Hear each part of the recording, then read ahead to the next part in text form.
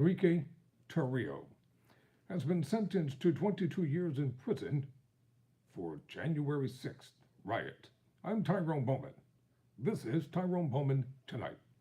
According to The Hill, Enrique Tarrio, former national chairman of the right-wing Proud Boys, was sentenced Tuesday to 22 years in prison after being convicted of spearheading a plot to stop the certification of the 2020 election results, culminating in the January 6th Capitol attack. His sentence is the highest handed down to anyone in connection with the riot by 4 years. Before handing down Torreo's sentence, U.S. District Judge Timothy Kelly said he would not grant the full 33-year sentence sought by federal prosecutors, but would grant a higher sentence than other extremist members in the hopes it would act as deterrent. Oath Keepers leader Stewart Rhodes was sentenced in May to 18 years in prison, and Proud Boys Ethan Nordine, one of Torreo's lieutenants, received the same sentence last week. That day broke our previous unbroken tradition of peacefully transferring power, which is truly among the most precious things we had as Americans, Kelly said Tuesday when handing down the sentence. That previously unbroken tradition is broken now, and it's going to take time and effort to fix it. Tarrio, the one-time leader of the Proud Boys, was convicted of seditious conspiracy and other serious felonies in May. It is not super debatable that Tarrio was the ultimate leader of that conspiracy, Kelly said. Tarrio entered the courtroom Thursday with his head held high, wearing a prison-issued orange jumpsuit and glasses.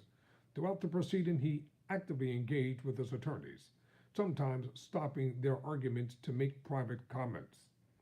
In addressing the court toward the end of the sentencing hearing, Tarrio apologized to law enforcement, the residents of D.C., congressional lawmakers, and their staffers who were present on January 6th. He called that day a national embarrassment, but stopped short of admitting to engaging in the plot of which a jury convicted him. Changing the results of an election was not my goal, Tarrio said. When handing down Tarrio's sentence, Kelly said he's glad Tarrio is sorry for how law enforcement was treated, but that the Proud Boys leader apology fell short. I don't think any indication he is remorseful for the actual things he was convicted of, Kelly said. Tarrio's sister, fiancé, and mother also made statements before the court, pleading for leniency and addressing him by his real name, Henry. This mother stands before you today begging you for leniency for Henry, his mother said, her remarks appearing to make Tarrio emotional for the first time during the proceeding. We need him home as soon as we can. The Henry that came into the system is not the Henry that's here today. Tarrio's fiancé said the couple wants to start a family together and asked the judge to consider the direct effect a long sentence would have on those ambitions. Henry is a flawed man, as are we all, but he's not blind to it. Nayib Hassan, an attorney for Tarrio, told reporters after the sentencing that they're respecting Kelly's sentence but also respectfully disagree. He added that Tarrio expects to file an appeal soon. Hassan declined to comment on whether Tarrio should have been sentenced to less time than Rhodes, the Oath Keepers founder. Prosecutors requested 33 years in prison for Tarrio, who they painted as the driving force of a plot to stop the peaceful transfer of power from former President Trump to then President-elect Biden. The Proud Boys leader demonized his perceived adversaries, glorified the use of force against them, and distributed violent propaganda to his thousands and thousands of followers. Assistant